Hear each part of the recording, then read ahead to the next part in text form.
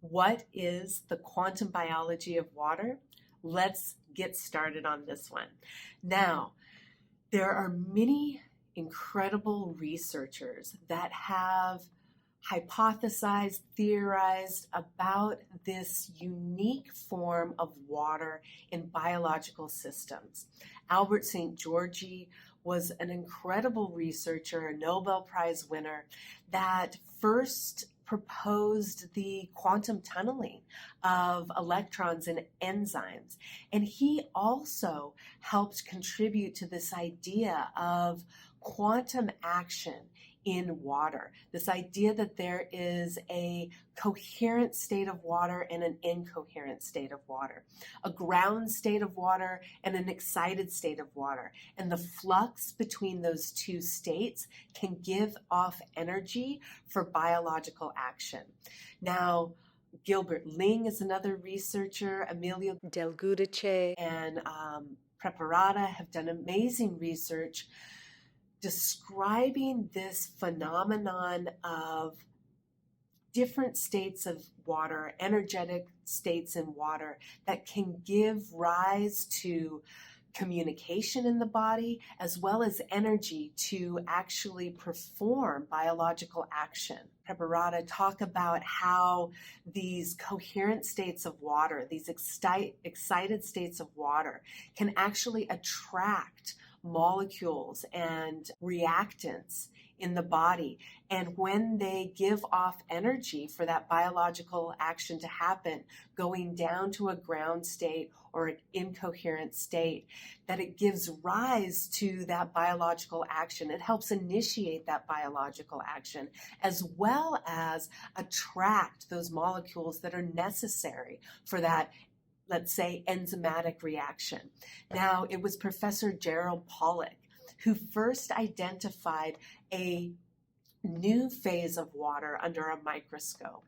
And he termed it the exclusion zone water because it had a different structure. It was more gel-like, it was more viscous. And as it formed against hydrophilic surfaces, water-loving surfaces that don't repel water away, they allow water to come right up to the surface. And as they do, especially in the presence of infrared energy, they take on a different structure. And that structure, like I said, is more viscous, it's more gel-like, and it actually excludes particles. And as that structured water, or as Pollack termed it, easy water, as it starts to form, it pushes out a positively charged proton or hydrogen and creates this proton-rich zone. And so what you have against this hydrophilic surface is a negatively charged new phase of water, different structure of water that is building and creating a positively charged zone in the water. And Professor Pollack did an experiment where he placed an electrode in that negatively charged structured water and one in that positively charged proton-rich zone, and that separation of charge, just like the separation of charge in a 9-volt battery, was enough to create energy. It was actually enough to light an LED light bulb in the laboratory.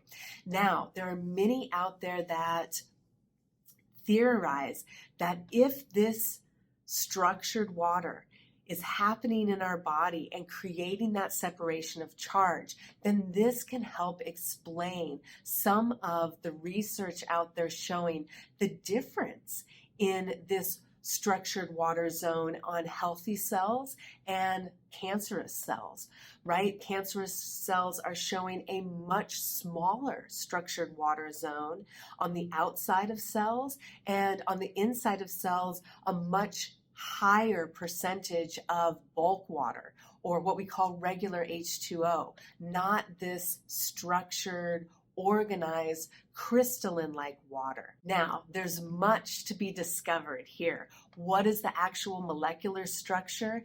Is it pentagon? Is it hexagonal?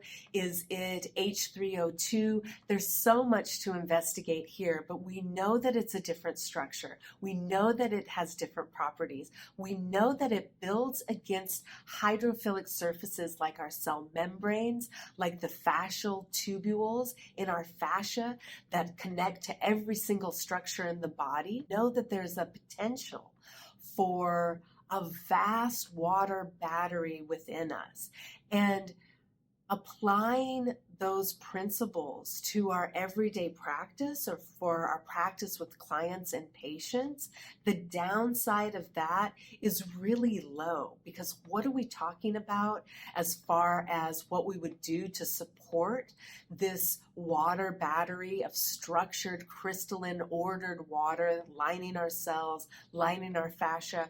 We're talking about increase our infrared energy. We're talking about movement. We're talking about sunlight, safe sunlight. Now, there's a lot more to this, and this doesn't even bring us to the conversation of hydration and how hydration is absolutely critical for health.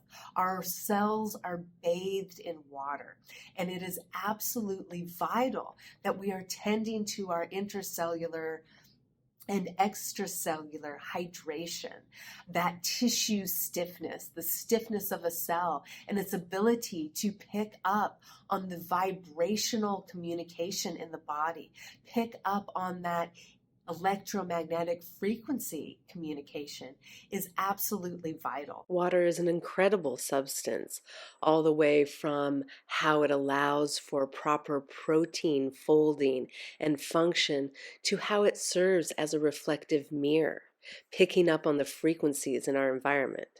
So while some might argue that this research is still in its infancy, I would argue that our epidemic of chronic disease is at a state where addressing hydration and interventions that speak to this theory of structured water and the structured water battery within us only are leading to overall health to begin with, right? So if you like this content, make sure you subscribe, make sure you like, make sure you leave me a comment down below and leave me your thoughts about hydration and structured water, tending to our hydration, how tending to that structured water battery within us can be so important for our overall health. So stay tuned for the next video all about sound.